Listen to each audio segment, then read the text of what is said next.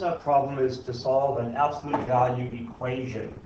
So I have the absolute value of 1/2 minus parentheses 1 minus 2/3 x equals 0. So the first part of this is to know how to set up the problem for an absolute value equation. So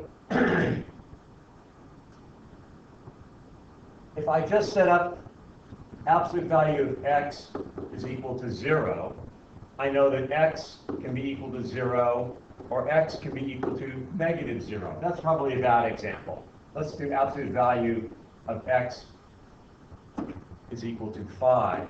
So I could do x is equal to 5 or x is equal to -5. Well, the same principle applies when you set up an absolute value equation to try and solve it. I want to go 1 minus 1/2 times 1 minus 2/3 x equals 0.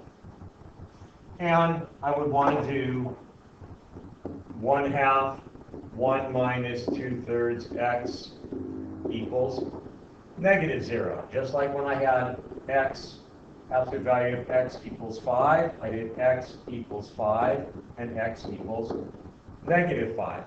The interesting thing about this problem is that there is no such thing as -0. There really is only one 0. And if we're measuring distance on a number line, which was what absolute value is, I'm telling you that the distance is 0, so it's really just going to be one solution to this problem. So now it's really just an algebra problem. And I'm going to distribute my 1/2, and I'm going to have 1/2 minus 2/6 x equals 0, because remember, 1/2 times 2/3, you just multiply straight across. And 2/6, of course, reduces to 1/3. So I have 1/2 minus 1/3 x equals 0. I'll take my 1/2 and move it to the other side.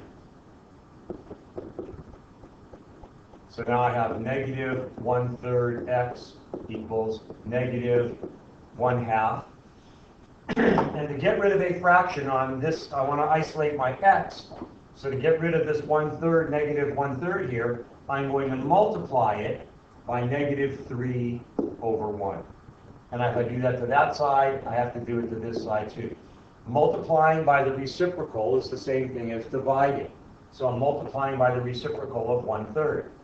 Well, these cancel out, and I'm left with x is equal to, well, negative times a negative cancels out. So x is equal to 3/2, and that's my only solution on this problem.